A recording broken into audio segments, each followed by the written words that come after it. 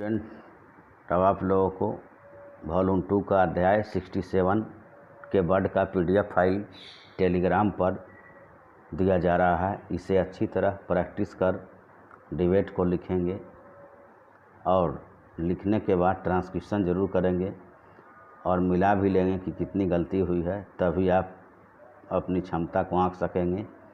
और इस तरह लगातार करते रहने से आपकी स्पीड अच्छी बनी रहेगी, इसलिए आप इसका अभ्यास निरंतर करते रहें।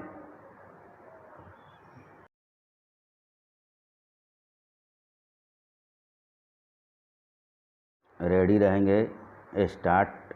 महोदय, मुझे इस बात की बड़ी प्रसन्नता है कि आप लोग जो आदिम जातियों के हित में अपने अपने तरीक़ों से कार्य करने में रत रहे हैं और जिन्हें आदिम जातियों की सेवा करने का प्रयास करने वालों के सामने आने वाली समस्याओं से अब तक काफ़ी परिचय हो गया है।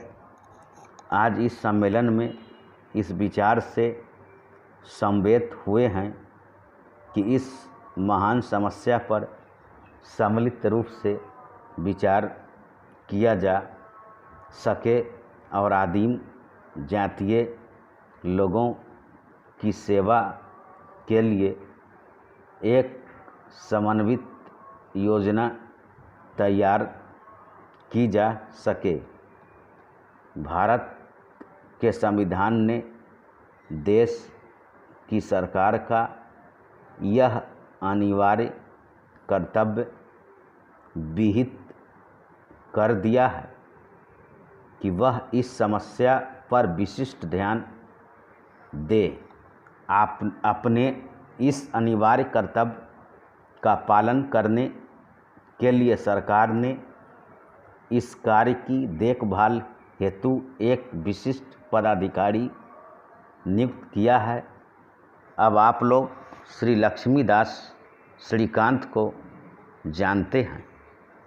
आदिम जातियों के हितार्थ कार्य करना उनके जीवन का उद्देश्य है और अब तक रहा है, किंतु यह समस्या इतनी उलझी हुई और जटिल है कि इसके लिए अनेक विचारवान व्यक्तियों के सहयोग की आवश्यकता है और इसलिए आज आप यहाँ एकत्रित हुए हैं, जिससे आप इस समस्या के स्वरूप को और अधिक स्पष्ट करने तथा इसको शीघ्र सुलझाने के लिए प्रभावी कार्यक्रम तैयार करने में अपना महत्वपूर्ण योगदान दिया है। भारत में अनुसूचित आदिम जातियों के नाम से ज्ञात लोगों की जनसंख्या लगभग 2 करोड़ है। वे समस्त देश में फैले हुए हैं, किंतु उनकी जनसंख्या का बड़ा भाग बिहार, बम्बई, उड़ीसा, मध्य प्रदेश, पश्चिम बंगाल, मध्य भारत, मद्रास और राजस्थान के राज्यों में है। उनसे संबंधित अनेक समस्याएं हैं जिनका सहानुभूतिपूर्ण और समझबूझ से हल करना आवश्यक है। वे देश की अन्य जनसंख्या से बहुत बातों में भिन्न हैं। उदाहरणार्थ, उनकी भाषाएं विभिन्न हैं, उनके रीति रिवाज भिन्न हैं, उनके रहन सहन का तरीका अलग है और साधारणतया यह कहा जा सकता है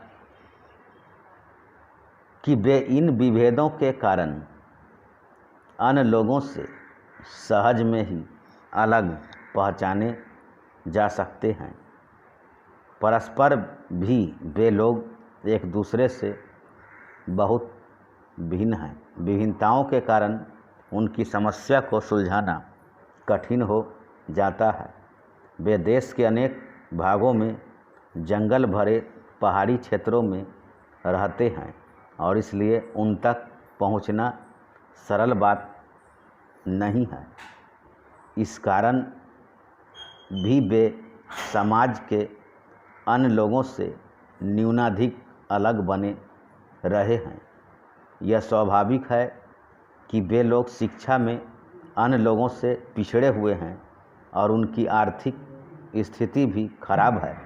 कुछ स्थानों में तो उन्होंने खेतीबाड़ी आरंभ कर दी है, किंतु अनेक स्थानों में वे अभी अस्थायी दृष्टि से कृषक नहीं हो पाए हैं। वे जो कुछ खेतीबाड़ी करते हैं वह भी बहुत ही पुराने युग की सी हैं। उनके यहाँ काटने बुनने की किस्म के कुछ कुटीर उद्योग हैं और कुछ आदिम जातियाँ तो बुनावट में बड़ी ही सुंदर डिजाइन डाल लेती हैं। ये साफ़ सुथरे और खूबसूरत बने हुए घरों में रहते हैं। धन्यवाद।